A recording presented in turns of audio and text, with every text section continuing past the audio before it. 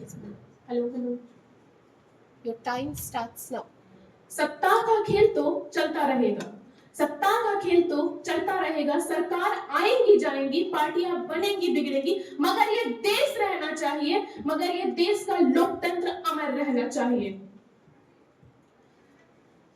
नमस्कार, जोहार। मैं Swastika Rani, Pakur BEd college Pakur, NSS volunteer, उपस्थित हुए एक विषय एक राष्ट्र एक चुनाव पर अपने विचार व्यक्त करने हेतु।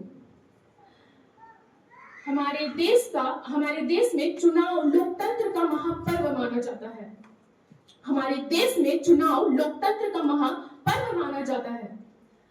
बार बार चुनाव होने के कारण विकास पर जैसे जंग लग जाती है, पॉलिसी पैरालाइज्ड हो जाती है, साथ ही महत्वपूर्ण पॉलिसियां कागज तले कहीं दबकर ही रह जाती है।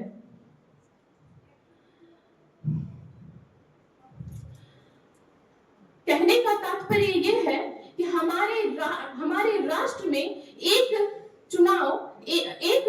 राष्ट्र एक चुनाव को विकसित करना अत्यंत जरूरी है। आंकड़ों पर जाएं तो शुरुआती तौर पर तो ये चुनाव तात्कालिक ही रहे और इसके खर्च 11 करोड़ के भीतर ही रहा, परंतु जैसे ही हड़कंप मचा 1971 में, जब ये हड़कंप टूटा तो चुनाव के खर्च पहले 4 करोड़, फिर 16 करोड़, फिर 60,000 करोड़ और विश्व का सबसे महंगा चुनाव जो कि 2024 में हुआ, उसका खर्च रहा 1.3 लाख करोड़।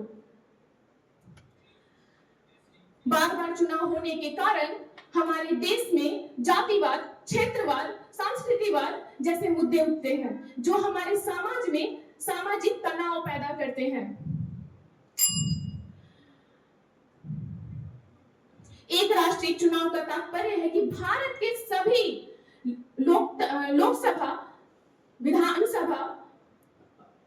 विधानसभा, पंचायती चुनाव एक साथ किए जाएं, जो हमारे देश के धन, समय, संशोधन का बचत करे।